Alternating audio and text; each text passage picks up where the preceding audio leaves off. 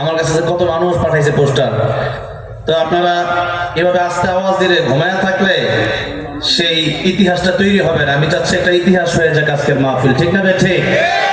আগামীকাল যেন আমাদের আওয়াজ শুনে মানুষের ঈমান জাগ্রত হয়ে যায়, সেইভাবে একটা তাকবীর দিতে হবে। লিল্লাহি তাকবীর, লিল্লাহি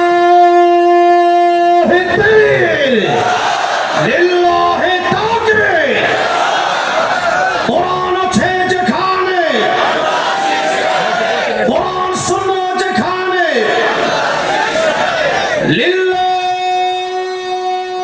তাকবীর। সেরকম আওয়াজ পাই নাই, একটু রেডি হওয়ার আওয়াজ দেওয়ার জন্য, ঠিক আছে ইনশাআল্লাহ। এটা আল্লামা সাঈদীর মাঠ, এটা বাংলাদেশের জাগ্রত যারা ওলামায়ে কেরামগণ গত বছরকে তারা কোনো সব আসছে, বড় বড় আলেমরা এখানে আসছে। আগামীকালকেও মাহফিল হবে। আমাদের রুকনুজ্জামান ভাই আসবে, আমার খুব পছন্দের মানুষ, শুনবেন আগামীকাল মন ভরে গজল শুনবেন ইনশাআল্লাহ। আর আপনার লোক আসিফ সাহেব আসবেন, উনিও তো আমাদের যুবক ভাইরা তো খুব পাগল ওনার জন্য, উনি আসতেছেন, শুনবেন যুবক ভাইরা, মানে ওনার কথা বলছি তাই খুব খুশি। তো একটু জোরে আওয়াজ দিতে হবে ইনশাআল্লাহ, ঠিক আছে? তাহলে আলোচনা করা যাবে। আমি আবারও সালাম দিচ্ছি, কেউ জবান বন্ধ রাখবেন না, সবাই সালামের জবাব দিবেন। আসসালামু আলাইকুম ওয়া রাহমাতুল্লাহি ওয়া বারাকাতুহু। الحمد لله نحمده ونستعينه ونستغفره ونعوذ بالله من شرور أنفسنا ومن سيئات أعمالنا. من يهده الله فلا مضل له ومن يضلله فلا هادي له. ونشهد أن لا إله إلا الله وحده لا شريك له. ونشهد أن سيدنا وحبيبنا ومولانا محمدا عبده ورسوله الذي أرسله بالحق بشيرا ونذيرا وداعيا إلى الله بإذنه وسراجا منيرا. أما بعد فقد قال الله تعالى في كلامه المجيد وفي فرقانه الحميد. أعوذ بالله من الشيطان الرجيم. بسم الله الرحمن الرحيم. يا أيها الذين آمنوا اذكروا الله ذكرا كثيرا وسبحوه بكرة وأصيلا. صدق الله العظيم. وقال النبي صلى الله عليه وسلم الدنيا سجن المؤمن وجنة الكافر، أو كما قال النبي عليه الصلاة والسلام. وقال تعالى في شان حبيبه ومحبوبه إن الله وملائكته يصلون على النبي. يا أيها الذين آمنوا صلوا عليه وسلموا تسليما. প্রাণ খুলে নবীর মহব্বতে দরুদ ইব্রাহিম পাঠ করে সকলেই আল্লাহুম্মা সাল্লি আলা মুহাম্মাদ ওয়া আলা আলি মুহাম্মাদ কামা সাল্লাইতা আলা ইব্রাহিম ওয়া আলা আলি ইব্রাহিম ইন্নাকা হামিদুম মাজিদ اللهم بارك على محمد وعلى آل محمد كما باركت على إبراهيم وعلى آل إبراهيم إنك حميد مجيد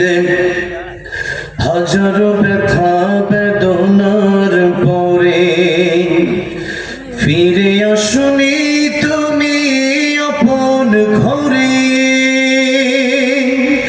দিনের আলো তুমি ছড়িয়ে দিতে চলে গেলে মদিনায় মক্কা ছেড়ে হে রাসূল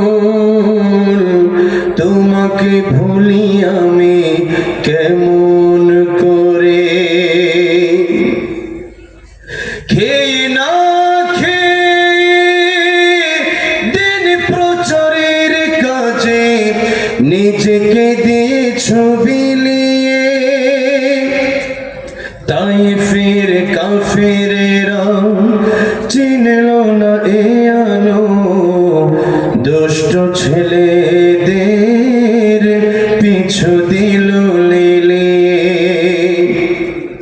পাথরের আঘাতে ক্ষত বিক্ষত হয়ে সারা শরীর থেকে রক্ত ঝরে হে রাসূল তোমাকে ভুলি আমি কেমন করে হে রাসূল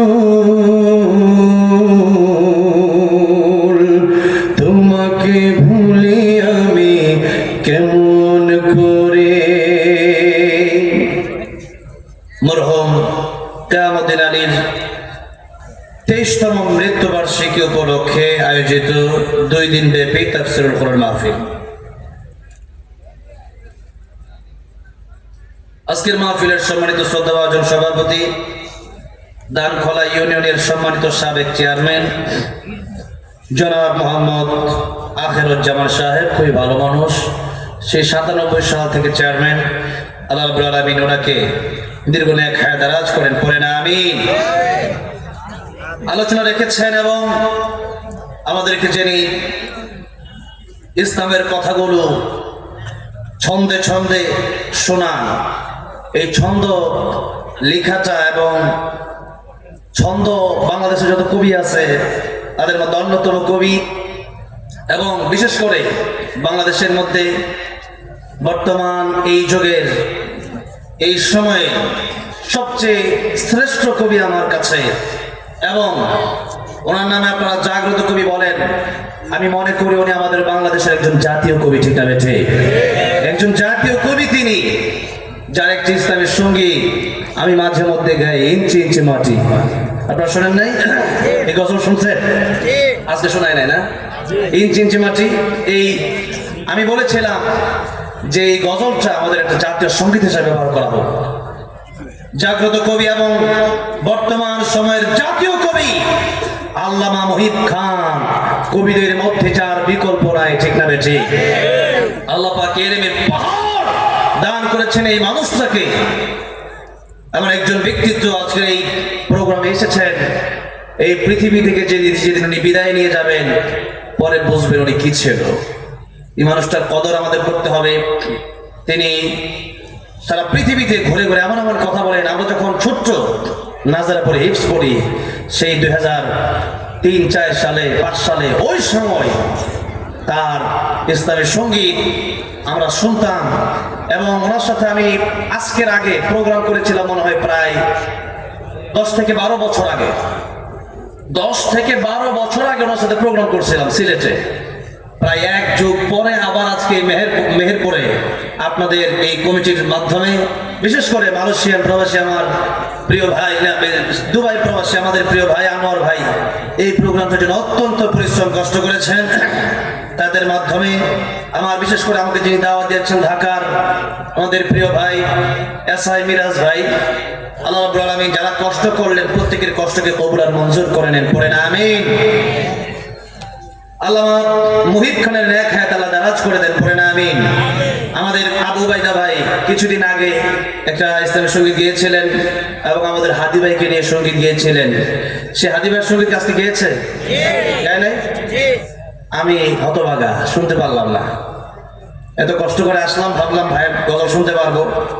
তো আসলে সময়টা আমার দুপুরে একটা দাওয়াত ছিল ঢাকায়, সে দাওয়াতের কারণে দেরি হয়ে গেল, নাহলে আমার ভাইয়ের গজলগুলো আমি শুনতাম। আবু বাইদা ভাই আলহামদুলিল্লাহ বাংলাদেশের একজন জনপ্রিয় ইসলামী সঙ্গীত শিল্পী। আপনারা যে কিভাবে ম্যানেজ করলেন এই মানুষগুলাকে একসাথে, বিশাল ব্যাপার। তো আমি মাহফিলে যখন দাওয়াত দিয়েছি, যখন দেখলাম আমাদের শেখ আহমদ বিন ইউসুফ আল আজহারি সাহেবকে দাওয়াত করা হয়েছিল, উনি এখন কানাডায় আছেন, আমার উস্তাদ, ওনার কাছ থেকে আমি কেরাত শিখেছি। আল্লাহ রাব্বুল আলামিন ওনাকেও নেক হায়াত দারাজ করেন, পড়েন আমিন। আগামীকাল যারা আসবেন আল্লাহ তাদেরকে সহিহ সালামতে আসার তৌফিক দান করেন, পড়েন আমিন। আপনারা রাত গভীর করেন না, তাই আমি আর লম্বা চড়া কথা বলতে চাচ্ছি না, ভূমিকা লম্বা করতে চাচ্ছি না। শুধুমাত্র অল্প কথা বলে আমরা মূল আলোচনায় চলে যাব, যেহেতু তাফসীরুল কোরআন মাহফিল। আমি সবচেয়ে বেশি খুশি হয়েছি যে প্রিয় আল্লামা সাঈদী রাহিমাহুল্লাহ তিনি প্রোগ্রামটিতে আলোচনা করেছেন। আমি তো তার পায়ের ধুলার সমান হতে পারবো না। সারা দুনিয়ার মানুষ যার জন্য কেঁদেছে, জিনার যিনি শহীদ হওয়ার পরে এই বাংলাদেশে ভূমিকম্প হয়েছিল, ঠিক না বেঠে? এই জমিন পর্যন্ত কেঁদেছিল যার শহীদ হওয়ার পরে, সে আল্লামা সাঈদী আমাদের মাঝে এখনো বেঁচে আছে। স্বৈরাচারের গোষ্ঠীটা কিন্তু আমাদের মাঝে নাই, ঠিক না বেঠে? তাতেই প্রমাণ হয় যারা কোরআনের পক্ষে এবং কোরআনের পক্ষে যারা থাকে তাদের বিজয় চিরদিন। তারা এই দুনিয়া থেকে চলে গেলেও আমাদের হৃদয়ে তারা বেঁচে থাকে, ঠিক না বেঠে? আর যারা জালেম স্বৈরাচার কোরআনের পাখিদের সাথে যারা বেয়াদবি করেছে, দেশেই তারা থাকতে পারে না, ঠিক না বেঠে?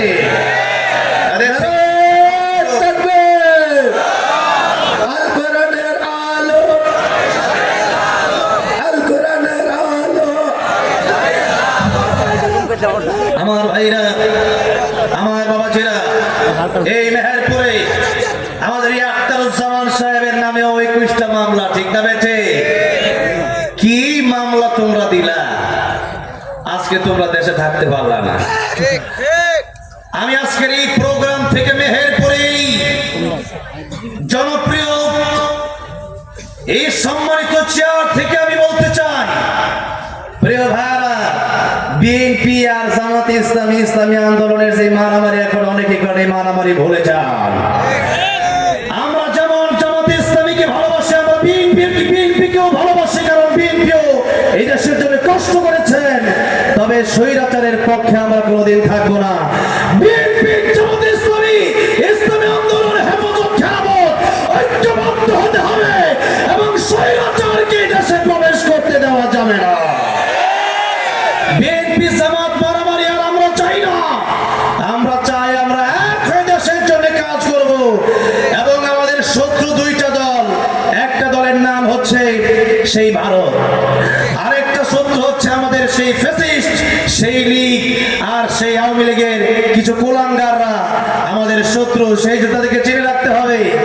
কিছু আওয়ামী লীগ, তারা আওয়ামী লীগ করলেও হয়তো তারা বুঝে নাই, এখন তারা ফিরে আসছে। কিন্তু যে সমস্ত জালেমেরা আমাদের বিরুদ্ধে কাজ করে, এখনো মাঝে মধ্যে মোবাইলে, ইমোতে, এরপরে টেলিগ্রামে বিভিন্ন তারা অ্যাপস এর মাধ্যমে মিটিং করে আমাদের বিরুদ্ধে, এখনো পর্যন্ত এই ভারতের আগ্রাসন মুক্ত এই দেশ হতে পারে নাই। এখনো পর্যন্ত সেই ফ্যাসিস্টের শ্রম এখনো দেশ থেকে বন্ধ হয়ে যায় নাই। সুতরাং বিএনপি জামাত মারামারি বন্ধ করতে হবে। এই স্বৈরাচার জালেম এবং ভারতের অগ্রসরী মিথ্যাদের বিরুদ্ধে আমাদের এই ফ্যাসিবাদ বিরোধী হয়ে লড়তে হবে, দেশের পক্ষে কাজ করতে হবে। বিএনপি জামাতের মারামারি আর আমরা দেশে দেখতে চাই না। স্বৈরাচার জালিমদের বিপক্ষে আমাদের দাঁড়াতে হবে। আমরা অনেকেই মনে করি যে আমরা মনে হয় মারামারি করতেছি, আপনারা মনে জানেন না, বোঝেন না। এই মারামারি গোলা ভারত থেকে করানো হচ্ছে। ভারত থেকে মিটিং এর মাধ্যমে এই মারামারি লাগাই দেওয়া হচ্ছে। এটা জামাত ইসলামীর নামে যেমন নাকি মামলা ছিল, আল্লামা সাঈদীকে জেলে নিছে এবং অনেক জামাত ইসলামী নেতাদেরকে জেলে নিছে, বিএনপির নেতাদেরকে জেলে নেয় নাই, নিছে। তাহলে আমরা যদি মারামারি করি, আমাদের দুইজনের মারামারি দেখা তারা আবার চলে আসবে, আবার সেই জেলে যেতে হবে, আবার মামলা খেতে হবে, আবার হামলা শুরু হয়ে যাবে, জুলুম শুরু হয়ে যাবে। সুতরাং আমরা ঐক্যবদ্ধ হয়ে সেই হাসিনার জুলুম থেকে মুক্তি পেতে বিএনপি, জামাত ইসলামী, ইসলামী আন্দোলনের সমস্ত ভেদাভেদ বলে এক হয়ে ইসলাম এবং দেশের জন্য কাজ করতে চাই। কারা কারা তো হাত তুলে আল্লাহকে দেখা।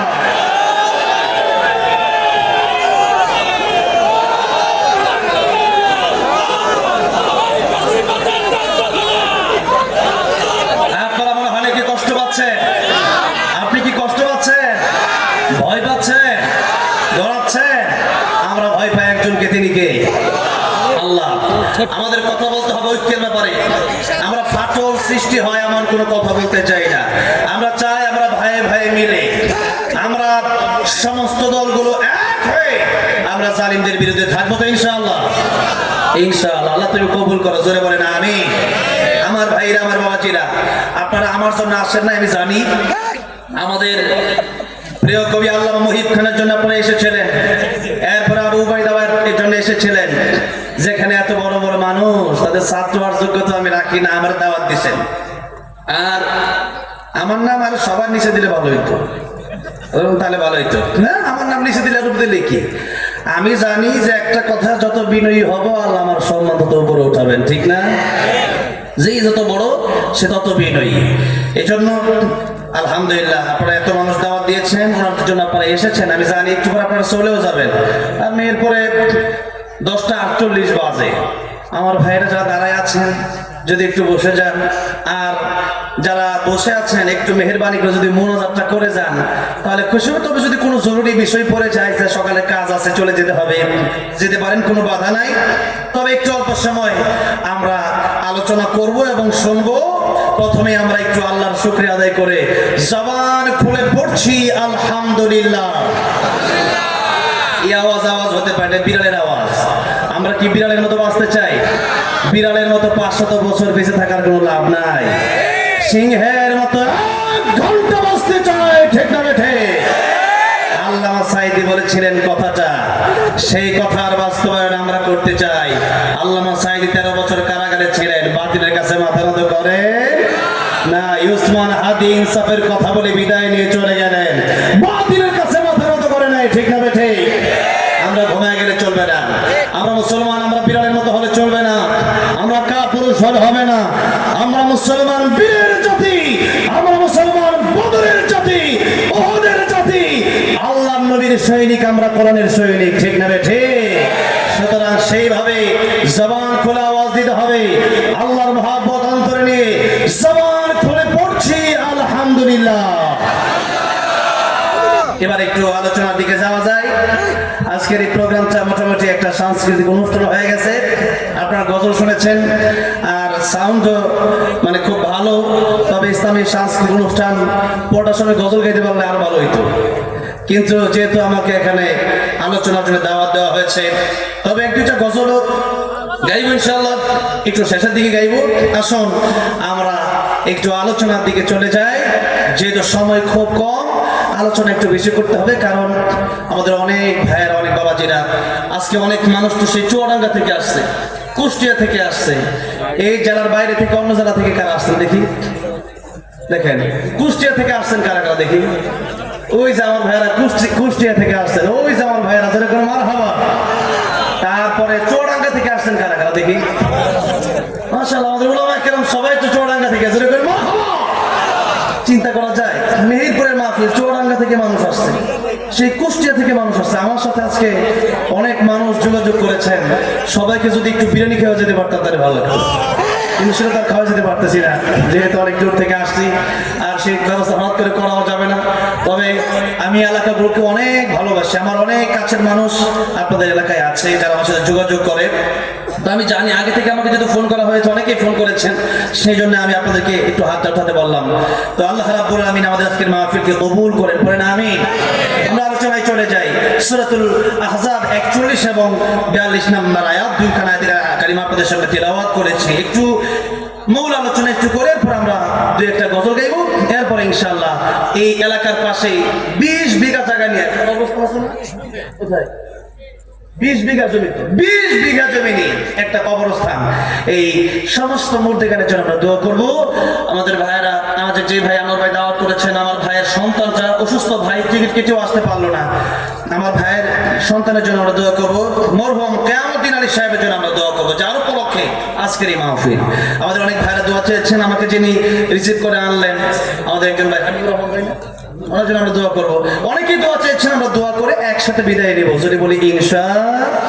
আমরা যতক্ষণ আলোচনা করব, অল্প আলোচনা হলেও আমরা শুনবো ইখলাসের নিয়তে, আখলিস দীনাকা ইয়াকফিকাল আমালুল কালিল। অল্প আমল মানুষের জন্য নাজাতের উসিলা হবে কিয়ামতের ময়দানে। আবার অনেক বেশি আমলও মানুষের থাকবে, কিন্তু মানুষ জাহান্নামে যাবে। এমন হাদিস নবী বর্ণনা করেছেন যে মানুষ কিয়ামতের ময়দানে, আল্লাহ নবী বলেন কিয়ামতের ময়দানে মানুষ শহীদ হওয়ার পরেও জাহান্নামে যেতে হবে, আলেম হওয়ার পরেও জাহান্নামে যেতে হবে, দানবীর হওয়ার পরেও জাহান্নামে যেতে হবে। আল্লাহ নবী বললেন কিয়ামতের কঠিন ময়দানে আল্লাহ রাব্বুল আলামিন শহীদকে ডাকবেন, শহীদ তুমি এদিকে আসো, তুমি আমার দ্বীনের জন্য কি করেছিলাম? শহীদ থেকে বলবেন আল্লাহ তোমার দ্বীনের জন্য শহীদ হয়ে গিয়েছিলাম, জীবনটা একটু দিয়ে দিয়েছিলাম। আল্লাহ বলবেন তুমি মিথ্যা বলছো, তুমি আমার দ্বীনের জন্য শহীদ হও নাই। দুনিয়ার মানুষ তোমাকে শহীদ বলবে, এজন্য তুমি শহীদ হয়েছিলাম। আজকের কিয়ামতের কঠিন ময়দানে সেই দুনিয়ার মানুষ তোমাকে বাহবা দিয়েছে বড় বেশি। দুনিয়ার এই কিয়ামতের কঠিন ময়দানে তোমাকে আর কোনো জাযা দেওয়া হবে না, প্রতিদান দেওয়া হবে না, পুরস্কার দেওয়া হবে না, বদলা দেওয়া হবে না। দুনিয়াতে যেহেতু মানুষ তোমাকে শহীদ বলে ফেলেছে, আজকে শহীদ তোমার কোনো কাজে লাগবে না। ও ফেরেশতারা, তাকে তোমরা জাহান্নামের দিকে টেনে নিয়ে যাও। জোরে বলেন নাউজুবিল্লাহ। শহীদ হওয়ার পরেও জাহান্নামে যেতে হবে। অতঃপর আল্লাহ ডাকবেন আলেমদেরকে, কারি সাহেবকে ডাকবেন, কারি সাহেবকে ডেকে বলবেন কারি সাহেব তুমি কি করেছিলা? ও আলেম, ও শাইখুল হাদিস, ও মুফতি তুমি কি করেছিলা? শাইখুল হাদিস বলবে আল্লাহ তোমার দ্বীনের জন্য আলেম হয়েছিলাম, কোরআনের বাণী মানুষের কাছে পৌঁছে দিয়েছিলাম। আল্লাহ বলবেন তুমি আলেম হয়েছো, দুনিয়ার মানুষ যেন তোমার শাইখুল হাদিস বলে, বড় মুফতি বলে, তোমার যেন দুনিয়ার মানুষ বড় আলেম বলে, বড় বক্তা বলে। আল্লাহ এরকম নিয়ত অন্তরে আসার আগে যদি এসে থাকে, আল্লাহ তুমি আমাদেরকে আগে হেফাজত করো। জোরে বলেন আমিন। এই ওয়াজটা আমাদের জন্য, ঠিক না? আমাদের জন্য ওয়াজ। সেই জন্য আল্লাহ ডেকে বলবেন দুনিয়ার মানুষ যেন তোমারে বড় আলেম বলে, বড় শাইখুল হাদিস বলে, বড় মুফতি, বড় মুহাদ্দিস বলে, বড় বক্তা বলে, বড় কারি বলে, সেই জন্য তুমি আলেম হয়েছেন। আজকের কিয়ামতের ময়দানে সেই পুরস্কার তোমাকে দেওয়া হবে না, সেই জাযা তোমাকে দেওয়া হবে না, সেই বদলা তোমারে দেওয়া হবে না। সুতরাং ও ফেরেশতা, তাকে জাহান্নামের দিকে নিয়ে যাও। অতঃপর দানবীরকে ডাকা হবে। আল্লাহ রাব্বুল আলামিন জিজ্ঞাসা করবেন দানবীর তুমি আমার জন্য কি করেছিলা? দানবীর বলবে আল্লাহ তোমার দ্বীনের জন্য সমস্ত সম্পত্তিগুলো আল্লাহ তোমার রাস্তায় বিলিয়ে দিয়েছিলাম। আল্লাহ বলবেন তুমি মিথ্যা বলছো, দুনিয়াতে তোমাকে যেন মানুষ বিশিষ্ট দানবীর বলে, সেজন্য তুমি দান করেছিলা। আজকের কিয়ামতের কঠিন ময়দানে তোমার দান আমি আল্লাহর কাছে কোনো কাজে আসবে না। আজকের কিয়ামতের ময়দানে কোনো পুরস্কার তোমাকে দেওয়া হবে না, লোক দেখানো কোনো আমলই আল্লাহ রাব্বুল আলামিনের কাছে গ্রহণযোগ্য হবে না। সুতরাং যদি নিয়ত যদি ভেজাল থাকে, সারা রাত ওয়াজ শুনলেও ওয়াজে কোনো লাভ হবে না। আর যদি নিয়ত ঠিক থাকে, নিয়ত যদি সঠিক হয়ে থাকে, আল্লাহর নবী বলেন বলছেন তুমি শোনো, এক একটা যদি তুমি কোরআনের বোঝার চেষ্টা করো, আল্লাহ রাব্বুল আলামিন তোমাকে 100 রাকাত নফল নামাজ পড়লে যে সওয়াব আল্লাহ রাব্বুল রাব্বুল আলামিন তার চেয়ে বেশি সওয়াব তোমার আমলনামায় আল্লাহ তাআলা দান করে দিবে। সুবহানাল্লাহ। আমরা প্রতি রাতে কি 100 রাকাত পড়তে পারি নামাজ? 100 রাকাত পড়তে পারি? আমাদের দেশে এমপি ছিল নারায়ণগঞ্জে, ও বলতো আমি 70-80 রাকাত করে প্রত্যেক রাতে পড়ি। শুনছেন না? 70-80 রাকাত করে পড়ছো কিনা ওইটা আল্লাহ জিজ্ঞাসা করবে না। আল্লাহ দেখবেন নামাজ যদি 2 রাকাত হয়, নামাজ যদি দামি হয়ে যায়, নামাজটা যদি সুন্দর হয়ে যায়, আল্লাহ বলেন নাই আকসারু আমালা, আল্লাহ বলেছেন আল্লাযী খালাকাল মাউতা ওয়াল হায়াতা লিয়াবলুয়াকুম আইয়ুকুম আহসানু আমালা। আল্লাহ বলেছেন আমি দেখব তোমাদের কার আমল কত বেশি সুন্দর। সবে বরাত যখন আসে, সামনে আসতেছে সবে কদর যখন আসে, কদরের রাতে এক বন্ধু আরেক বন্ধুরে জিজ্ঞাসা করে তুই কয় রাকাত পড়ছস? আমি 10 রাকাত। বেটা আমি তো 20 রাকাত পড়ছি। ওটা 20 রাকাত পড়ছো তো অনেক বিরল হইছো, কিন্তু আল্লাহ জিজ্ঞাসা করে না কয় রাকাত পড়ছো। 20 মিনিট 20 রাকাত পড়ছেন, 20 মিনিটও লাগে নাই। আরেকজন মসজিদে 1 রাকাত নামাজ পড়তে তার 40 মিনিট 50 মিনিট চলে যাচ্ছে। আল্লাহু আকবার। আল্লাহর নবী 4 রাকাত 8 রাকাত নামাজ পড়তেন, নবীজির পা মোবারক ফুলে যেত। আমাদের আয়েশা বলেন ইয়া রাসূলুল্লাহ আপনি এত লম্বা সময় নামাজ পড়েন, ইয়া রাসূলুল্লাহ আপনি তো নিষ্পাপ নবী। যত জগতের জন্য আল্লাহ রব, তত জগতের জন্য আমার নবী কি রহমত, তত জগতের জন্য আমার নবী কি আল্লাহ বলেছেন। আল্লাহ নিজের ব্যাপারে বলেছেন আলহামদুলিল্লাহি রাব্বিল আলামিন। এই আলামিন শব্দ ব্যবহার করে আল্লাহ রাব্বুল আলামিন নবীর ব্যাপারেও বলছেন ওয়ামা আরসালনাকা ইল্লা রাহমাতাল লিল আলামিন। আল্লাহ বলেন যত জগতের জন্য আমি আল্লাহ রব, তত জগতের জন্য আমার নবীকে আমি আল্লাহ রহমত বানিয়ে দিলাম। আল্লাহু আকবার।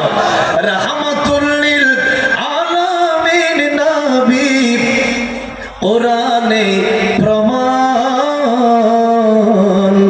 আশিক বিনে কে বুঝিবে আমার দয়ার নবীর শান, উম্মত বিনে কে বুঝিবে আমার দয়ার নবীর শান।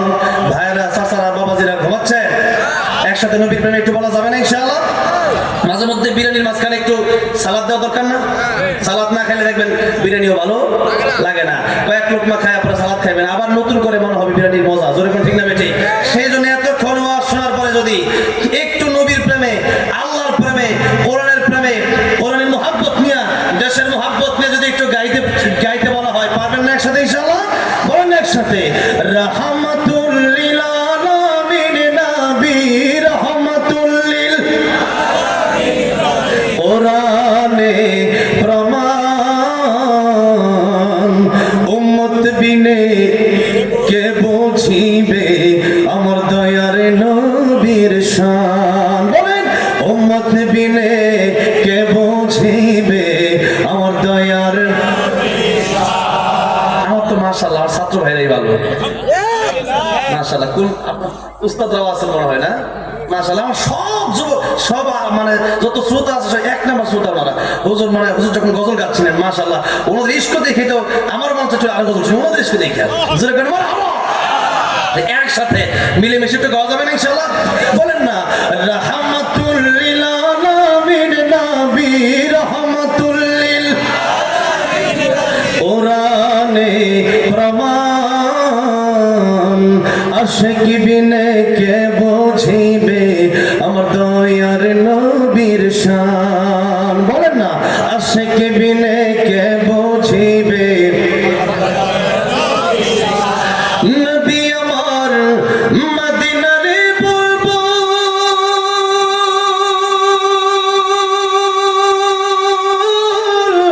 আমার আল্লাহ ভালোবেসে নামটি দিলেন মুহাম্মদ রাসূল। আল্লাহু আকবার।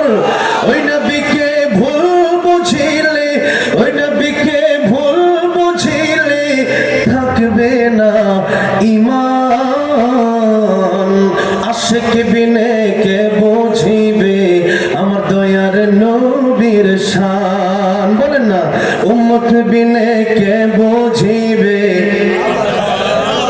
সেই রাহমাতুল লিল আলামিন নবী। কয়েক রাকাত নামাজ পড়তে পড়তে পা মোবারক খুলে ফেলতেন। আম্মা জান আয়েশা সিদ্দিকা রাদিয়াল্লাহু আনহা সিজদায় যখন চলে যেতেন আমার নবী, আম্মা জান আয়েশা সিদ্দিকা রাদিয়াল্লাহু আনহা বলে, আমার মনে হতো আমার নবী মনে হয় মারা গেছেন, আমার নবী আমার মনে হতো দুনিয়া থেকে চলে গেছেন। কিন্তু আমি আয়েশা না বোঝার কারণে, বোঝার জন্য আমার নবীর পা মোবারকে চিমটি দিতাম। আল্লাহু আকবার। আমার নবী যখন পা মোবারক নাড়াতো, আমার নবীর পা মোবারক দেখে, আমার নবীর পা মোবারক নাড়ানো দেখে আমি আয়েশা বুঝতাম আমার নবী রাহমাতুল লিল আলামিন নবী, দিনের নবী, মায়ের নবী, কলিজার নবী আমার এখনো মারা যায় না। আমার নবী লম্বা সিজদা দিচ্ছেন, জোরে করে আল্লাহু আকবার। তাহলে আমার নবী এত লম্বা সিজদা দিতেন, আমার নবী লম্বা রুকু করতেন, আমার নবী লম্বা তিলাওয়াত করতেন। আর আমরা যখন নামাজে যাই, আমাদের নামাজ যেমন 3 রাকাত না 4 রাকাত নামাজ পড়ি, 3 মিনিটও লাগে না, ঠিক না?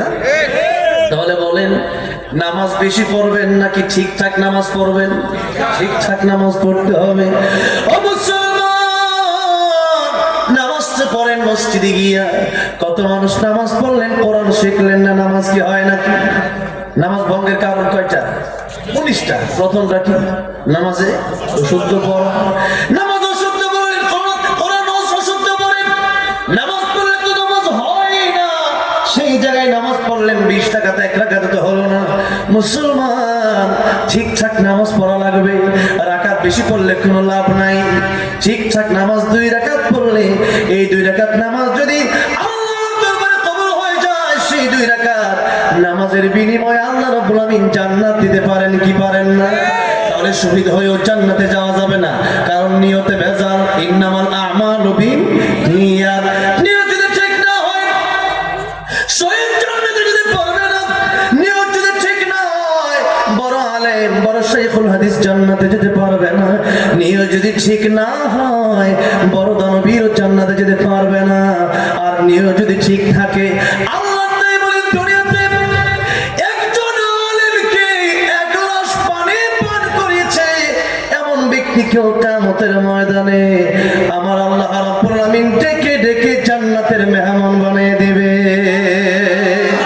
একজন আলেমকে 1 গ্লাস পানি যারা পান করাইছিল, এদেরকেও আল্লাহ জান্নাতে যদি জান্নাতে যদি দেয়।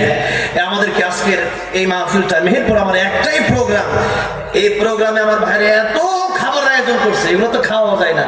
এই মাহফিল থেকে পার্সেলও করে দিয়ে দিচ্ছে, যেরকম মারহাবা। এমন কমিটি তো মানে পাওয়া খুব মুশকিল, মানে খাবার আবার পার্সেলও করে দেয়, যেরকম মারহাবা। কমিটি কারে বলে? আর মানে এই এত মানুষগুলাকে একসাথে দাওয়াত দিয়েছে, অবশ্যই মুহাব্বত আলেমদের প্রতি আছে না নাই? কোন আলিমান ও মুতাআল্লিমান ও মুস্তামিআন ও মুহিব্বান, নয় বলে আলেম হও, নয়তো আলেমের ছাত্র হও, নয়তো আলেমদের কথাগুলো শোনো, পারো না অন্তত আলেমদেরকে মুহাব্বত করো, এটা তোমার জান্নাতে যাওয়ার কারণ হবে। জোরে করে সুবহানাল্লাহ। তাহলে আলেমদেরকে মুহাব্বত করার দরকার আছে না নাই? নেই মানে আলেমদেরকে 1 গ্লাস পানি যারা খাওয়াবে, এমন ব্যক্তিদেরকে আল্লাহ বেছে বেছে কিয়ামতের ময়দানে জান্নাতের মেহমান বানায় দিবেন। জোরে করে সুবহানাল্লাহ। নিয়ত যদি ঠিক না থাকে, সারা রাত ওয়াজ শুনলেও লাভ নাই। আর নিয়ত যদি ঠিক থাকে, 2 মিনিটের ওয়াজেও হেদায়েত চলে আসতে পারে। সেই জন্য আমরা আলোচনা অল্প হলেও আমরা শুনবো, একটু মনোযোগের সাথে। 1/2 ঘন্টা আলোচনা হবে, বেশি লম্বা সময় নয়। এরপর একটু মায়ের জন্য, বাবার জন্য একটু মোনাজাত করে এরপর আমরা বাড়ি যাবো বলে ইনশাআল্লাহ। যে আয়াত তেলাওয়াত করেছি, এই আয়াত থেকে 5টা কথা বলবো, এরপর শেষ করে দেব। আল্লাহ রাব্বুল আলামিন বলেন, ইয়া আইয়ুহাল্লাযীনা আমানু যকুরুল্লাহা যিকরান কাসীরা। হে ইমানদারের, হে বিশ্বাসীগণ, হে মুমিনগণ, আল্লাহর জিকির তোমরা বেশি করে করো। আল্লাহর জিকির আল্লাহ বেশি বেশি করতে বললেন। এখন জিকির আমরা কেমনে করব? এর 5টা ব্যাখ্যা লিখেছেন তাফসীরে কাবীর আল্লামা ইমাম ফখরুদ্দিন রাজি রাহমাতুল্লাহ আলাইহি। 5টা ব্যাখ্যা লিখেছেন। কয়টা? 5টা। এই 5টা বলে আলোচনা শেষ হয়েছে। এই 5 ব্যাখ্যার প্রথম ব্যাখ্যা, আল্লাহ নিজেই কোরআন শরীফের ভিতরে বলছেন, ইন্না নাহনু নাযালনা যিকরা ওয়া ইন্না লাহু লাহাফিযুন। আমি আল্লাহ কোরআন নাযিল করেছি, আর কোরআন হেফাজতের দায়িত্ব আমি আল্লাহ নিলাম। জোরে কোন সুবহানাল্লাহ। কোরআন নাজিল করেছেন কে? হেফাজত করবেন কে? কিন্তু আল্লাহ রাব্বুল আলামিন কোরআন শব্দ ডাইরেক্ট বললেন। আল্লাহ বললেন ইন্না নাহনু নাযালনা যিকরা, আমি আল্লাহ জিকির নাজিল করেছি। জিকির, এই জিকির মানে তাফসীরে কাবীর আল্লামা ইমাম ফখরুদ্দীন রাজি রাহমাতুল্লাহ আলাইহি বলেন আল্লাহ পাক প্রথমেই বলে দিলেন জিকির মানে কোরআন। তার মানে জিকির যদি কেউ করে, কোরআন যদি না পড়ে জিকির হবে। এক নাম্বার জিকির মানে কি? কোরআন। আল্লাহ বলেন আমি আল্লাহ কোরআন নাজিল করেছি। আর হেফাজত করবেন কি? পৃথিবীতে যত গ্রন্থ আছে সমস্ত গ্রন্থ শেষ হতে পারে, একটা গ্রন্থ কোনোদিন শেষ হবে না। সেই গ্রন্থের নাম কি? সেই গ্রন্থের নাম কি? একজন হিন্দু কবি নকুল কুমার বিশ্বাস, তিনি হিন্দু হয়েও কোরআনের পক্ষে কত সুন্দর লিখেছেন। যদি আগুন লাগে ধ্বংস হয়ে যায়, ধ্বংস হয়ে যায়, যদি আগুন লাগে ধ্বংস হয় পৃথিবীর সব বইয়ের দোকান বিশ্ব থেকে হারাবে না পবিত্র কোরআন। ঠিক না বেঠে? যদি আগুন লাগে ধ্বংস হয় পৃথিবীর সব বইয়ের দোকান বিশ্ব থেকে হারাবে না পবিত্র কোরআন, বিশ্ব থেকে হারাবে না পবিত্র কোরআন। করবে কেমন করে কোরআন ধ্বংস আগুনের তেজ, করবে কেমন করে কোরআন ধ্বংস আগুনের তেজ। আছে বিশ্ব বড় আগুন তো কোরআনে হাফেজ। ঠিক না ঠিক?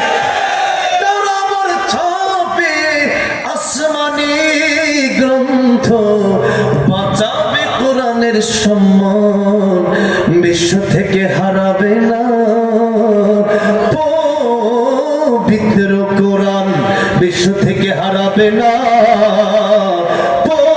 পবিত্র কোরআন। ঠিক না ঠিক?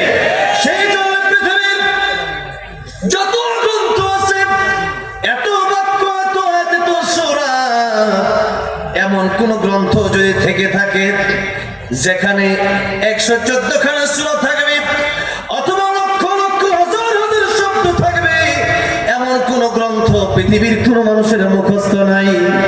কিন্তু একটা গ্রন্থের হাফেজ লক্ষ লক্ষ তাম পৃথিবীতে। সেই গ্রন্থটার নাম কি? কোরআন শরীফ। এবং শুধু হাফেজ সারা পৃথিবীতে তো আছে, কিন্তু সবচেয়ে শ্রেষ্ঠ হাফেজ আমাদের বাংলাদেশে। বলি আলহামদুলিল্লাহ। সবচেয়ে শ্রেষ্ঠ হাফেজ কোন দেশে? বাংলাদেশে। আমাদের হাফেজ নাজমুস সাকিব জাকারিয়া তাকরিম নাসরুল্লাহ হাফেজ আবু রায়হান গোটা পৃথিবীর সাথে তারা মোকাবেলা করে তারা কোরআন নিয়ে চ্যাম্পিয়ন হয়েছে। ঠিক না বেঠে? কোরআন নিয়ে চ্যাম্পিয়ন হয়েছে তারা। শুধু সারা পৃথিবীতে না, যেখানে কোরআন নাজিল হয়েছে সেখানে প্রতি বছর একটা কোরআনের প্রতিযোগিতা হয়। এই বছর আমিও, যেখানে আব্দুর রহমান সুদেশী সাহেব ছিলেন, আমিও ছিলাম। আলহামদুলিল্লাহ, ভাগ্য ভালো। সেই প্রতিযোগিতা আমাদের বাংলাদেশের ছাত্ররা সারা পৃথিবীর শত শত দেশের সাথে চ্যালেঞ্জ করে তারা কোরআন নিয়ে সারা পৃথিবীতে আমার বাংলাদেশের সন্তানেরা চ্যাম্পিয়ন হয়ে গেছে। বলেন আলহামদুলিল্লাহ। এত সহজ না, মানে ওখানে নাম্বার কেমন জানেন? সৌদি আরবে যে প্রতিযোগিতা হয় সেখানে নাম্বারটা 100 নাম্বার না, সেখানে প্রত্যেক নাম্বারে আরো 100 করে 100 নাম্বার 1 নাম্বার হয়। তাহলে 100 নাম্বার কত নাম্বারে হয়? তাহলে একজন যখন ফার্স্ট হয়, থার্ড, সেকেন্ড, থার্ড হয়, 1 2 3 হওয়ার সিরিয়ালটা কেমন? যে সে 95.1 সে ফার্স্ট, 95.2 সে সেকেন্ড, 95.3 সে থার্ড। তারা চিন্তা করে দেখেন কত কঠিন প্রতিযোগিতা, কত কঠিন প্রতিযোগিতা। এই প্রতিযোগিতায় বাংলাদেশের ছেলেরা বারবার চ্যাম্পিয়ন হওয়ার পরও দেশের রাষ্ট্র তাদেরকে লাল গালিচা দিতে পারে না। আর আমার দেশের সোনার ছেলেরা 10 দেশের সাথে খেলে 9 দেশে হারলো, 1 দেশে জিতলো, তাই কোটি টাকা পুরস্কার দিয়া লাল গালিচা বিছায় দেয়। ঠিক না? তার মানে বোঝা গেল বৈষম্য বাংলাদেশ থেকে এখনো দূর হয় নাই। এখনো আলেমদেরকে গ্রেফতার করা হয়, এখনো হাফেজে কোরআনদেরকে মর্যাদা দেওয়া হয় না, এখনো জুলাই যোদ্ধাদেরকে গ্রেফতার করা হয়,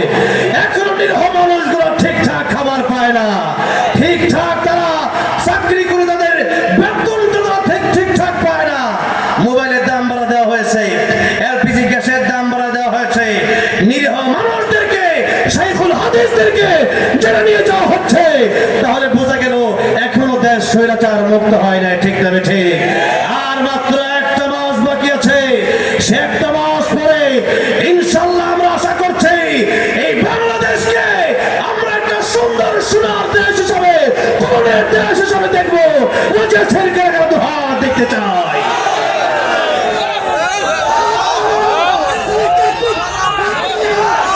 আল্লাহ আমাদের হাত তুমি কবুল করে নাও, জোরে বলেন আমিন। আল্লাহ তুমি আমাদেরকে ইসলামের জন্য কবুল করে নাও, জোরে বলেন আমিন। এই বৈষম্য আমরা রাখবো না, এই জুলুম আমরা থাকতে দেব না, এই নিরীহ মানুষদেরকে জেলখানায় আমরা নেতৃত্ব দেব না ইনশাআল্লাহ। আর মাত্র একটা মাস, যেহেতু তোমরা যাচ্ছ না, আমরা বলেছিলাম ডক্টর ইউনূসের দরকার নাই। এই যে যেগুলো উপদেষ্টা আছে, একটা ছাগল মার্কা উপদেষ্টা, এগুলো যে বসাইছেন এগুলো লুলা ল্যাংলা মার্কা উপদেষ্টা, একটাও ঠিকঠাক কাজ করতেছে না। দুই একজন উপদেষ্টা আছে, এছাড়া বাকিগুলা সব লুলা ল্যাংরা, এগুলো বোমা শয়তান। এক একটা কথা ঠিক না বেঠে, এক একটানে বসানো হয়েছে যারা এখনো ভারতে দাঁড়ি করে, ভারতের গোলামি করে, ফেসবুকে স্ট্যাটাস দেয়। আর ভারতের গোলামি চলবে না, তাহলে ভারতের বিরুদ্ধে আতাউর রহমান বিক্রমপুরী যখন বলল তাকে জেলে নিয়ে গেল, জুলাই 14 শ্রমিক আর বাহাদিরা মুক্তি পায়, আতাউর রহমান বিক্রমপুরী আর শাইখুল হাদিস এখনো মুক্তি পায় না। এখনো জুলুমের বাংলাদেশ চলছে।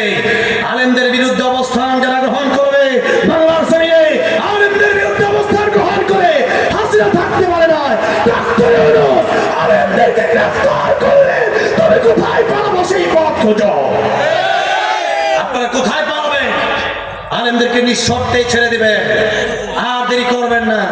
এই মিডিয়াগুলোর মাধ্যমে বলছি, আলেমদেরকে হাসিনা গ্রেফতার করেছিল, গ্রেফতার করছেন, তাহলে আপনার আর হাসিনার ভিতরে পার্থক্য কি? নিরীহ মানুষদেরকে হাসিনা গুলি করেছে, আপনিও নিরীহ মানুষদেরকে গুলি করেছেন, তাহলে আপনার তাদের মধ্যে পার্থক্য কি? আলেমদেরকে গ্রেফতার করার আগে উসমান হাদির খুনিদের বিচার করে দেখান, বাপের বেটা কেমন তখন বোঝা যাবে। ঠিক না বেটে?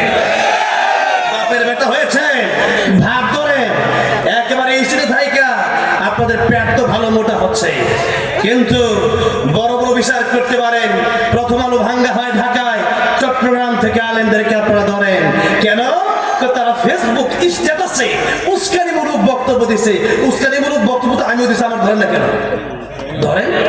আর কত বহু নেতারা দিয়েছে, তাদেরকে ধরেন না কেন? ও যেখানে ভয় পান তাদেরকে ধরেন না। ওগুলা মানে বৈষম্য শুরু করছেন। যে আলেমরা কি দেখছেন সাধারণ মানুষ, এরা ধরে নিয়ে গেছেন গা। শাইখুল হাদিস হাদিস পড়াচ্ছে এমন ব্যক্তিকেও এই ডক্টর ইউনূস গ্রেফতার করেছে। হাসিনা 16 বছরে স্বৈরাচারের খাতায় নাম লেখেছে, ডক্টর ইউনূস মাত্র 1.5 বছরে স্বৈরাচারের খাতায় নাম লিখেছে। ঠিক না বেঠিক? আপনি দুশমনী, আপনি কাদের কথা শুনবেন? আপনি দেশের মানুষের কথা শুনবেন। আচ্ছা, আপনি আমরা মানলাম যে আপনার বিপদ হতে পারে, আপনাকে গুম করা হতে পারে, আপনাকে খুন করা হতে পারে। ভেনেজুয়েলার প্রধানমন্ত্রীকে যেভাবে এই ডোনাল্ড ট্রাম্প তাকে ধরে নিয়ে গেছে, আপনাকে হয়তো নরেন্দ্র মোদী ধরে নিয়ে যেতে পারে। এই ভয় আপনি করেন কেন? ডক্টর ইউনূস সাহেব, আপনার বয়স তো এমনি শেষের দিকে, এমনি তো চলে যাবেন, তাহলে হাদির মতো একটু বেঁচে থাকেন না, আল্লামা সাঈদের মতো বেঁচে থাকেন না, মানুষের জন্য লড়ে যান, ইনসাফের জন্য লড়ে যদি আপনি গুম খুন শহীদ হয়ে যান, দেশের মানুষ আপনার জন্য দোয়া করবে। আর যদি পেরের মতো স্বৈরাচারদের মতো বেঁচে থাকেন, দেশের মানুষ আপনাদেরকে জুতা পেটা করার জন্য রেডি থাকবে।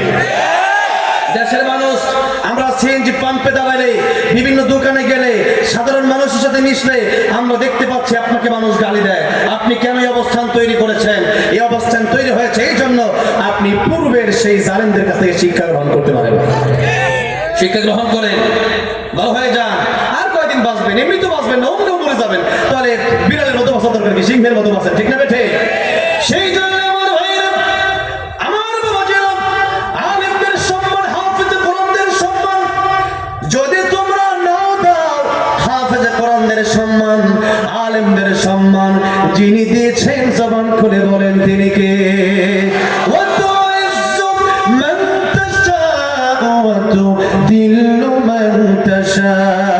ইজ্জতের মালিককে, আর বেইজ্জতের মালিককে। সুতরাং আল্লাহ যদি আমাদেরকে সম্মান দেয়, তোমরা আমাদের সম্মান জেলে নিয়েও কমাইতে পারবো না। ঠিক না বেঠে? তাহলে আল্লামা সাঈদী জেলে ছিল, সম্মান কমছে? আর ইউসুফ নবী জেলে ছিল, আমার নবী জেলে ছিল, ইমাম বড় বড় ইমামরা জেলে ছিল, সুতরাং তারা জেলে থাকতে পারলে আমরাও জেলে থাকতে পারি। এটাকে আমরা আমাদের বেইজ্জতি মনে করি না, বরং আমরা জেলে গেলে আমাদের দাম আরো বাড়ে। ঠিক না ঠিক? আমরা জেলে গেলে যখন আমরা কেউ জেল থেকে বের হয়, আগে যা দাম থাকে তার চেয়ে কয়েকশো গুণ দাম তার বেড়ে যায়। কথা ঠিক না ঠিক? এই জন্য আমার প্রিয় ভাইরা, আমার প্রিয় বাবাজিরা, আলেম হচ্ছে আল্লাহর মনোনীত, আলেম হচ্ছে নবীর ওয়ারিস, হাফেজে কোরআন যারা, তারা আল্লাহর পরিবার জুড়ে কোন সুবহানাল্লাহ। সেই হাফেজে কোরআনদের মাধ্যমে আমার আল্লাহ রাব্বুল আলামিন কোরআন শরীফের হেফাজত করছেন যুগ যুগ ধরে। হাফেজে কোরআনরা কোরআন যখন মুখস্থ করে নেয়, এই কোরআন হাফেজে কোরআনরা যখন কোরআন মুখস্থ করলো, কোরআনের পৃষ্ঠাগুলা আগুন দিয়া জ্বালায় পোড়ায়া ছয় বনে দেয়া গেলেও হাফেজে কোরআনদের সিনাগুলা জ্বালায়া পোড়ায়া দেওয়া যায় না। ঠিক না ঠিক? এই জন্য জিকির শব্দের প্রথমে হচ্ছে কোরআন। জিকির মানে জিকিরের পাঁচ ব্যাখ্যার এক ব্যাখ্যার নাম কি? কোরআন শরীফ। আল্লাহ করুল্লাহ, আল্লাহ জিকির করো দিকরণ কাফিরা বেশি বেশি। তাহলে এক নাম্বার জিকিরের নাম হচ্ছে কোরআন শরীফ। জোরে বলেন কি? কোরআন শরীফ। প্রতি রাতে যারা সূরা মুলুক তেলাওয়াত করবে, আল্লাহ নেই বলেন সূরা মুলুক, তাদের জন্য কিয়ামতের মাঠে সুপারিশ করবে আল কোরআন হুজ্জাতুল লাকা ওয়া আলাইকা। কোরআন কার পক্ষে সাক্ষী দেবে, কার বিরুদ্ধে সাক্ষী দেবে। কোরআন যার পক্ষে সাক্ষী দেবে সে ব্যক্তি জান্নাতে চলে যাবে। জোরে বলুন সুবহানাল্লাহ। সেই জন্য কোরআন হবে আমাদের প্রথম জিকির। প্রত্যেকটা করে বোঝেন আর না বোঝেন 10 নেকি করে আছে না নাই? সূরা ইখলাস 3 বার পড়লে এক খতম কোরআন শরীফের সওয়াব। সুবহানাল্লাহ। তাহলে আমরা এই কোরআন বেশি বেশি পড়ব, কোরআন আমরা শিখব। ও মুসলমান ভাইরা, বাবাজিরা, অনেক মুসলমান এখনো কোরআন পারেন না, বড় আফসোস। কোরআন যারা পারে না তারা মুসলমান হতে পারে। আল্লাহ বলছেন ইয়া আইয়ুহাল্লাযীনা আমানু উদখুলু ফিস সিলমি কাফা, পরিপূর্ণ মুসলমান হও। আমরা মুসলমান আজকে অর্ধেক না পরিপূর্ণ, অর্ধেক মুসলমান, ঠিক না? সেই জন্য কই বলেছেন নামে মুসলমান নাকি কামে মুসলমান তুমি, নামে মুসলমান নাকি কামে মুসলমান। নামে কামে মিল না হলে, নামে কামে মিল না হলে বইবে যে তুফান তুমি, নামে মুসলমান নাকি কামে মুসলমান। নাম রেখেছে আব্দুর রহিম, নামাজ পড়ে না, এই সমাজে এমন লোকের সংখ্যা অগণা। ঠিক না বেঠে? এমন লোকের অগণা। এত লোক আজকে মাহফিল হয়েছে, ফজরের সময় এত লোক দেখা যায় যায় না। তাহলে এত লোক যে দেখা না যায়, সবাই কি এখানে খাঁটি মুসলমান? সবাই যদি খাঁটি মুসলমান না হতে পারে তাহলে জান্নাতে যাওয়া আশা করেন কিভাবে? তাই তো আল্লাহ নবী বলেছেন আমার উম্মতের মধ্যে দল হবে 73টা, 72টা যাবে জাহান্নামে, একটা যাবে জান্নাতে। চিন্তা করেন, মুসলমানদের ভিতরেও 72 দল যাবে জাহান্নামে। তাহলে ভালো মানুষ কম হবে, এটাই স্বাভাবিক। ঠিক না ঠিক? এই জন্য মুসলমান কোরআন যদি না শিখতে পারেন আপনি কেমন মুসলমান? কোরআন যারা শিখে না তাদের নামাজ হয় না। আর কিয়ামতের ময়দানে আল্লাহ বলছেন সর্বপ্রথম নামাজের হিসাব নেওয়া হবে। আউয়ালু মা ইউহাসাবু বিহিল আবদু ইয়াউমাল কিয়ামাতিস সালাত। নামাজের হিসাব কিয়ামতের ময়দানে সর্বপ্রথম নেওয়া হবে। আল্লাহ বলছেন নামাজ, নামাজের হিসাব দিকে যারা পার পেয়ে যাবে সমস্ত জায়গায় তারা পার পেয়ে যাবে। আর নামাজের ভিতরে যারা ধরা খেয়ে যাবে, নামাজের হিসাব দিকে তারা সব জায়গায় ধরা খাবে। সুতরাং নামাজ ভঙ্গের কারণ 19টা। প্রথমটাই হলো নামাজে অশুদ্ধ পড়া। আজকে নামাজে আপনি আমি অশুদ্ধ পড়ি, কিন্তু আমরা কি নামাজ তো বহু পড়তেছি, নামাজ হচ্ছে না। তাহলে জিকির মানে 1 নাম্বার প্রত্যেকের শুদ্ধ করে কোরআন শিখতে হবে। বাংলায় যারা কোরআন পড়েন, বাংলায় কোরআন শরীফ পড়া জায়েজ নাই। বাংলা কোরআন শরীফ পড়তে পারবেন না, কারণ আপনি হা উচ্চারণ করবেন কেমনে, আইন উচ্চারণ করবেন কেমনে, যা উচ্চারণ করবেন কেমনে, সদ উচ্চারণ করবেন কেমনে। এরকম অনেক অক্ষর আছে যেগুলো উচ্চারণ করা যায় না। ও মুসলমান, আরবির প্রতি আজকে আমাদের গুরুত্বই নাই, কোরআন শেখার প্রতি আমাদের গুরুত্ব নাই। কেউ যদি একটু ইংলিশ পড়ে, বাবা বেটা আমরা শিক্ষিত, কেউ যদি আরবি পড়ে, মোল্লা কাঠ মোল্লা, আমরা নাকি কাঠ দিয়ে বানাইছি, তাহলে আরবি শিখলে কোনো দামই নাই। অথচ অনেকেই বলেন ইন্টারন্যাশনাল ল্যাঙ্গুয়েজ ইংলিশ, কিন্তু আমি বলি না ইন্টারন্যাশনাল ল্যাঙ্গুয়েজ ইংলিশ হতে পারে না। কারণ ইংলিশ, কবরে যাওয়ার আগে ইংলিশ শেষ হয়ে যাবে। এই দুনিয়াতে অসংখ্য রাষ্ট্রতে আরবি চলে। সৌদি আরবি আছে, দুবাই আছে, কাতার আছে, কুয়েত আছে, মিশরে আছে, বিভিন্ন দেশে আরবি চলে। আর এই আরবি শুধুমাত্র দুনিয়াতে না, কবরে যাওয়ার পরে প্রশ্ন হবে ইংলিশে, বাংলায়, চাইনায় নাকি আরবিতে। আরবিতে যে প্রশ্ন হবে, তাহলে নবী বলেন, ও দুনিয়ার মানুষ, আরবিকে মহব্বত করো। আমি নবীর কাছে আরবি মহামূল্যবান। আরবি ভাষা আমার কাছে কেন প্রিয়? না আরবি, আমি নবী আরবি, আল্লাহর নবী বলেন আল্লাহর কোরআন আরবি, আল্লাহর কোরআন আরবি। আর জান্নাতের ভিতরে যাওয়ার পরেও সারা জীবন যে জীবনের কোনো মরণ হবে না, সেই জীবনে যেই ভাষা চলবে ওই ভাষার নাম হবে আরবি ভাষা। ওই ভাষার নাম কি? আরবি ভাষা। এখন কি মাস চলে? হ্যাঁ, রজব মাস। অনেকে বলবেন জানুয়ারি, রজব মাস। আমরা যেহেতু মুসলমান, আরবি মাসের নাম জানা থাকা আমাদের ফরজে কিফায়া। কিছু মানুষ অন্তত জানতে হবে যে রমজান মাস আসলে রমজানের রোজা নাও রাখতে পারেন, মাসের নাম তো জানেন না। এই মাস রজব মাস। আল্লাহর কাছে বাংলা মাসের দাম নাই, ইংলিশ মাসের দাম নাই, আল্লাহর কাছে আসে আরবি মাসের দাম, ঠিক না? আল্লাহ বললেন, ইন্না ইদ্দাতাশ শুহুরি ইনদাল্লাহি ইসনা আশারা শাহরান ফি কিতাবিল্লাহ ইয়াওমা খালাকাস সামাওয়াতি ওয়াল আরদা মিনহা আরবাআতুন হুরুম। আল্লাহ বলছেন, আমি আল্লাহর গণনায় 12টা মাস। আকাশ জমিন আমি আল্লাহ যেদিন সৃষ্টি করলাম তখন থেকে আমি আল্লাহর গণনায় 12টা মাস। এই 12 মাসের ভিতরে আমি আল্লাহ 4টা মাসকে সম্মান দিলাম। রমজান মাস তো এমনি সম্মানিত, এই মাসকে বাদ দিয়াও আল্লাহ রাব্বুল আলামিন আরো 4টা মাসকে সম্মান দিয়েছেন, জিলকদ, জিলহজ, মুহররম আর রজব মাস। রজব মাস যখন শুরু হয়ে যেত, রজবের চাঁদ যখন উঠে যেত, আল্লাহ নবী কোন দোয়া পড়তেন? পড়েন সবাই, আল্লাহুম্মা বারিক লানা ফি রজব ওয়া শাবান ওয়া বাল্লিগনা রমাদান। পড়েন, আল্লাহুম্মা বারিক লানা ফি রজব ওয়া শাবান ওয়া বাল্লিগনা রমাদান।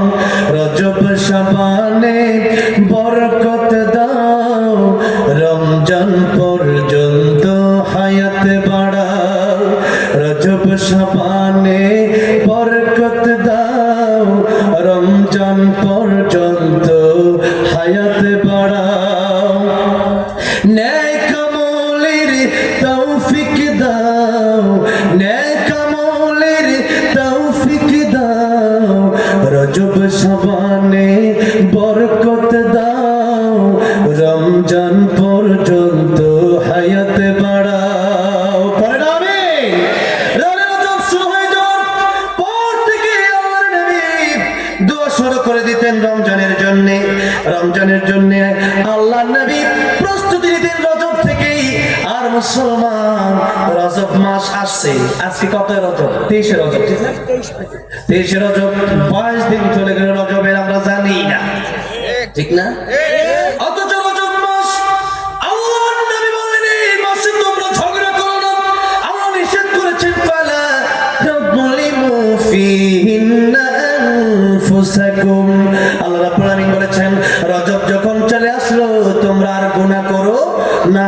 রজব মাস আসছে, নিজের নফসের উপর জুলুম করো না, নিজে নামাজ আর ছেড়ো না। নামাজ এতদিন পড়ো না, এখন আর পড়বা না, এমনটা যেন না হয়। নামাজ ধরো, তওবা করো, গুনাহ ছেড়ে দাও। কে বলেছেন? কে বলেছেন? আল্লাহ বলেছেন আর গুনাহ করা যাবে না। এই আয়াত যখন নাযিল হয়ে গেল, ফালা তাযলিমু ফীহিন্না আনফুসাকুম, রজব মাস আসলে আর গুনাহ করো না, আর ঝগড়া করো না। তখন কাফের বেঈমানেরা এই আয়াত নাযিল হওয়ার কারণে কাফের বেঈমানেরা পর্যন্ত কোরআনের আয়াতের সম্মানে তারা ঝগড়া বন্ধ করে দিয়েছে। আল্লাহ বলেন আর গুনাহ করো না, ঝগড়া করো না, জুলুম বন্ধ করো। কাফের বেঈমানেরা বলল রজব মাসে ঝগড়া বন্ধ, আবার শাবান মাস আসলে শুরু করব। কিন্তু মুসলমান, আজকে আমরা মুসলমান হওয়ার পরেও ঝগড়া রজবে আছে না নাই? বলেন আরো বেশি বছর, যেহেতু সামনে নির্বাচন, ঠিক না? ঠিক। সেই চট্টগ্রামে একজন কর্মীকে হত্যা করা হয়েছে। খুন, গুম, রাহাজানি, মামলা, হামলা এখনো আছে না নাই? আছে।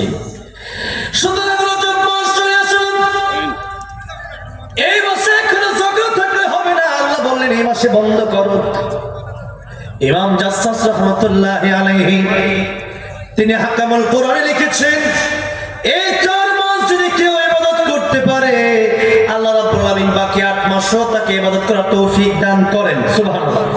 এই 4 মাস যদি কেউ গুনাহ ছেড়ে দেয় আল্লাহ রাব্বুল আলামিন বাকি 8 মাসও তাকে গুনাহ মুক্ত রাখেন। সুবহানাল্লাহ। তাহলে এই 4 মাস ইবাদত করার দরকার আছে না নাই? তাহলে এই মাস যেহেতু চলে আসছে, আর ঝগড়া চলবে না, আর জুলুম চলবে না, আর মারামারি চলবে। আল্লাহ নবী একজনের ব্যাপারে 3 দিন বলেন লোকটা জান্নাতি। লোকেরা চিন্তা করে লোকটা কেমনে জান্নাতি, জিজ্ঞাসা করলো তুমি কি করো?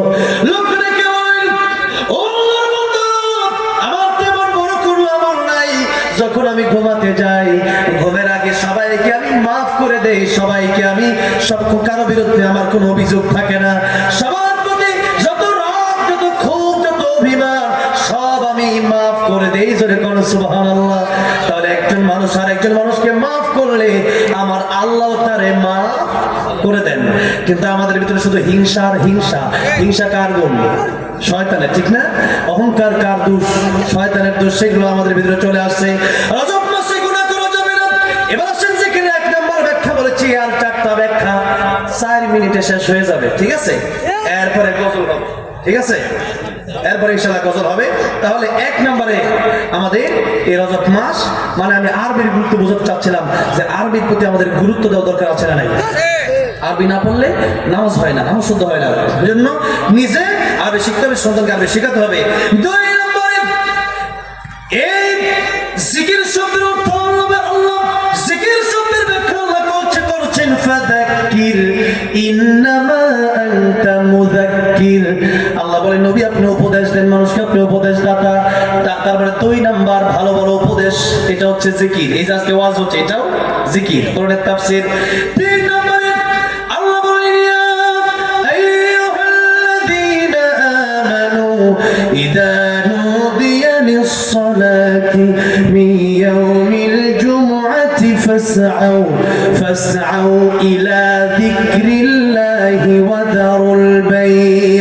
আল্লাহ বলেন ফাসআউ ইলা যিকরিল্লাহ, আল্লাহ জিকিরের দিকে দৌড়াও হে বান্দারা। জুমার দিন যখন মসজিদে আযান হয়ে গেল তখন আল্লাহ জিকিরের দিকে দৌড়াও। জিকির মানে নামাজ, জিকির মানে নামাজ। 3 নাম্বার ব্যাখ্যা হচ্ছে নামাজ। তাহলে জিকিরের ব্যাখ্যা 3 নাম্বারটা কি? নামাজ। সেই যে নামাজ যারা পড়ে না, জিকিরও তারা করে। যার নামাজ ঠিক না সে মুসলমান হতে পারে না, ঠিক না? ঠিক। বাইনাল আবদি ওয়া বাইনাল কুফরি তারকুস সালাহ। মুসলমান আর কাফেরের মধ্যে পার্থক্যই হচ্ছে নামাজ। মুসলমান নামাজ পড়বে আর কাফের নামাজ পড়বে না। সেই জন্য নামাজ যারা পড়ে না, নামাজ যদি ঠিকঠাক না পড়েন, নামাজ না পড়ার কারণে আপনাকে জাহান্নামে যাওয়া লাগবে। এই জন্য নামাজ ঠিকঠাক পড়ার দরকার আছে না নাই? নামাজ সম্পর্কে অনেক লম্বা আলোচনা, আজকে আলোচনা করার মুডই নাই, কারণ আপনারা 11 পরে চলে যান, এটা তো আমি জানি না।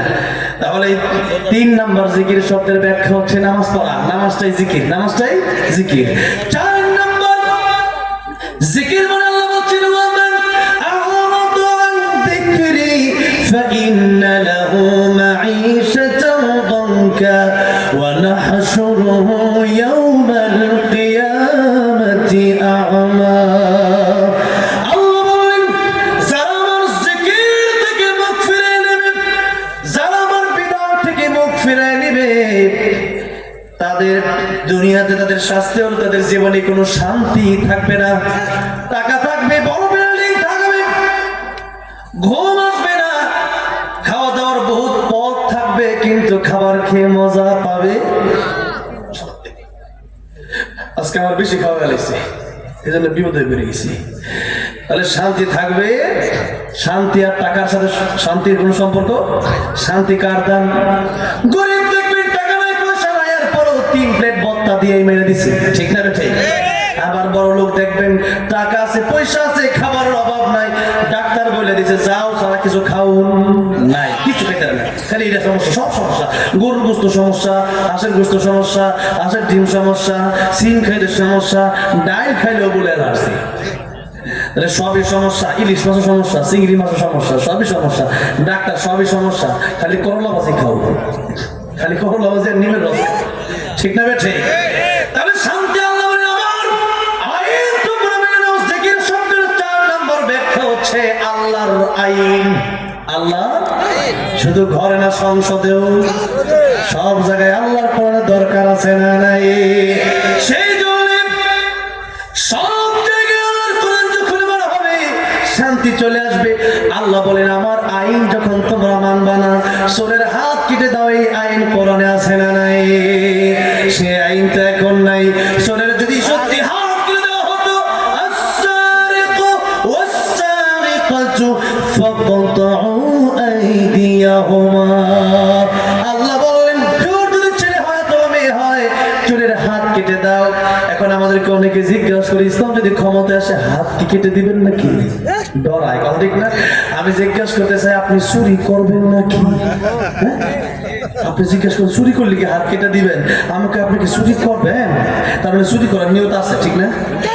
তাহলে এত ডরান করিয়া সব চোরের হাত কেটে হবে না। একটা হলো অভাবে চোর, একটা হলো স্বভাবে চোর। একটা হলো অভাবে বইরা চুরি করছে, এটা খাউন নাই, কি করবো বেড়া, বিপদ বেড়া বুড়ি একটা খাইয়া লাইছে। আরেকটা হইলো না, 5 তলা বাড়ি একটা আছে দেশে, আরেকটা আছে লন্ডনে, খাবারের অভাব নাই, টাকার অভাব নাই, সব কিছু আছে, কিন্তু তার স্বভাবে হলো চুরি করা। চুরি না করলে তার ভালোই লাগে না। এই জন্য লন্ডনেও আছে, এই দেশেও আছে, আমেরিকার একটা না হলে তার ভালো লাগে না, দুবাই না হইলে ভালো লাগে না, কাছাকাছি দেশ ইন্ডিয়া না হলে ভালো লাগে না। এরা হইলো স্বভাবী চোর, ঠিক না? এই জন্য যারা স্বভাবে চোর, দেশের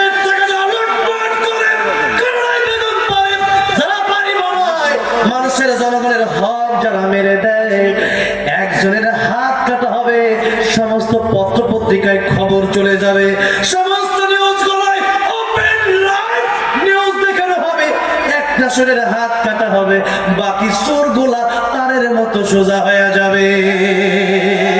সেই জন্য মুসলমান আল্লাহর কোরআনের আইন শুধুমাত্র ঘরে থাকলে হবে না, সংসদেও আল্লাহর কোরআন দরকার আছে না নাই? যারাই যায় যাক, যে দলই যায় যাক, আমরা চাই আল্লাহর কোরআন দিয়ে চালান, ঠিক না বেঠি? আল্লাহর কোরআন দিয়ে যে দল চালাক সমস্যা নাই, সেই দলের পক্ষে আমরা আছি না নাই? মানে হাব্বালিল্লাহি ওয়া আবগাদালিল্লাহ ওয়া আতালিল্লাহি ওয়া মানাআলিল্লাহ ফাকাদ ইসতাকমালাল ঈমান।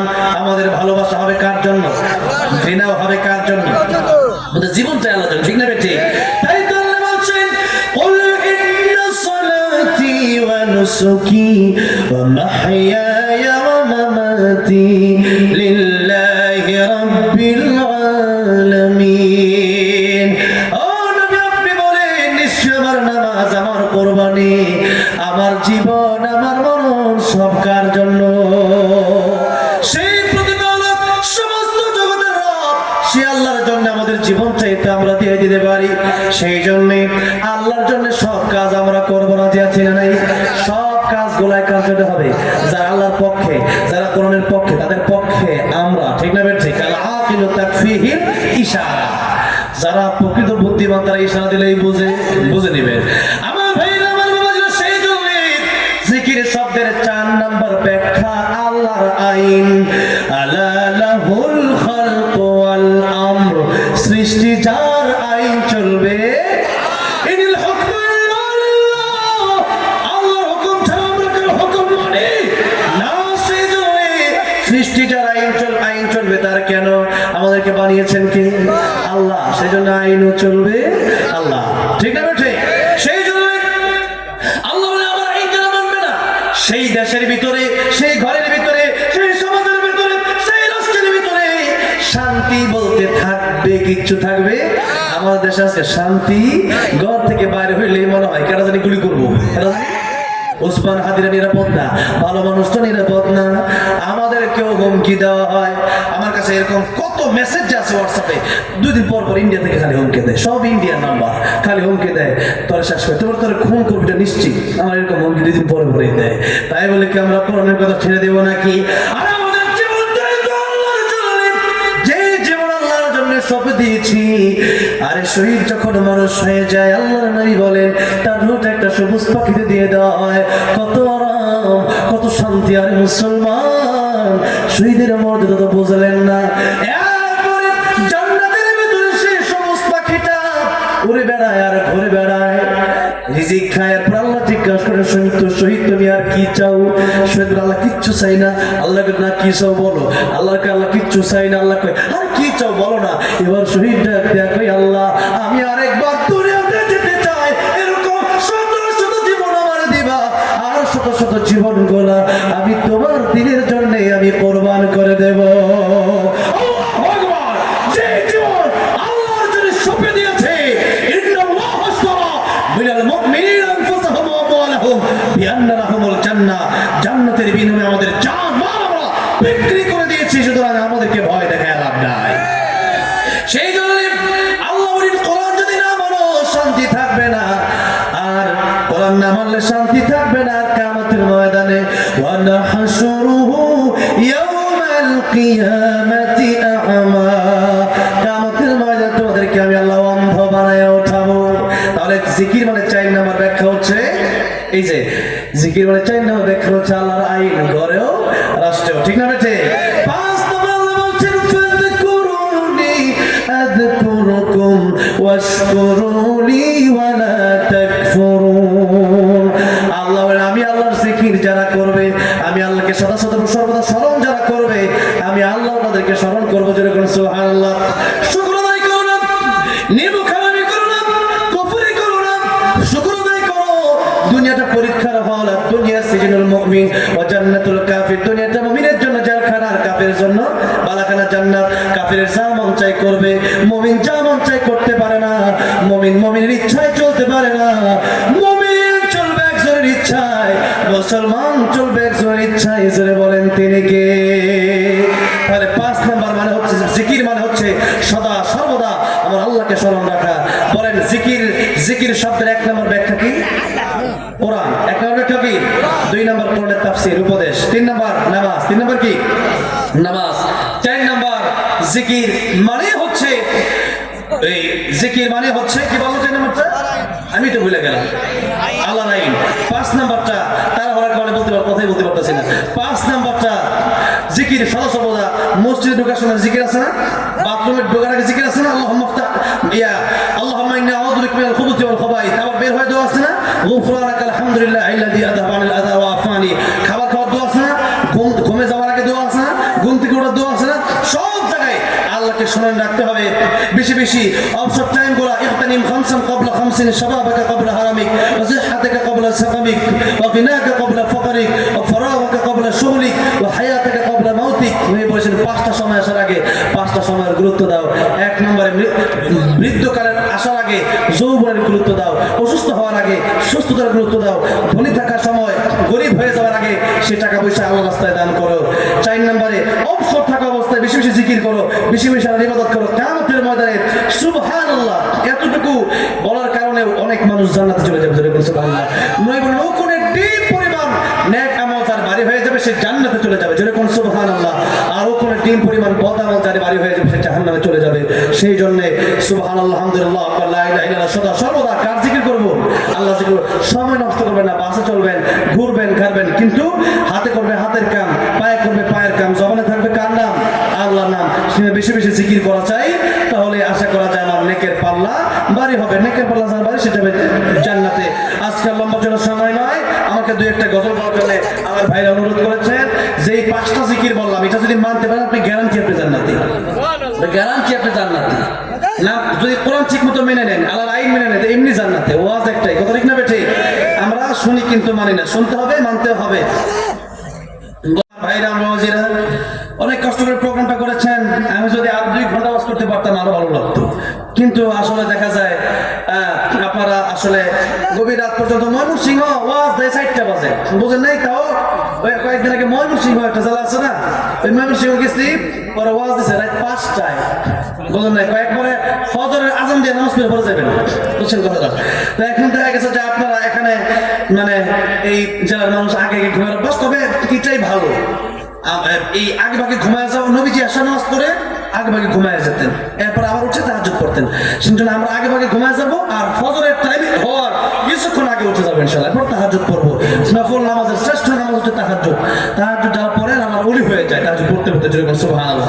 আর আল্লাহর সাথে গভীর সম্পর্কটা কি জিনিস, এই আমাদের কাছে নিউজ আসছে আসে নাই কই বুঝলাম না, আমার ভাই আসলো না।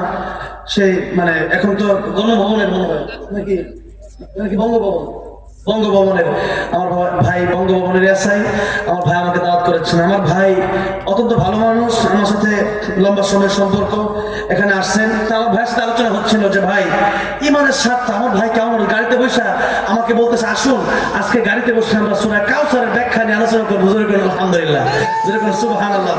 তো 12টার আগে ইমারত হয়ে যাবে। এর আগে যে গজলগুলো গাওয়ার জন্য বলা হয়েছে আমি গিয়েছিলাম। কোটি কোটি মানুষ আপনারা আমার নবীর গজলগুলো শুনেছেন, আমি নবীজির পাগল, এই গজলটা গাওয়ার জন্য বলা হয়েছে। আর একা একা গাইতে পারবো না কারণ গলা শুকিয়ে যাচ্ছে, খুব শ্বাসটা নেই। এক নাম্বার শুধু তো ওই ভাই হয়ে গেছে আমার, মাশাআল্লাহ। আওয়াজ হিট আছে, পাওয়ার আছে, পাওয়ার আছে দেখা যায়।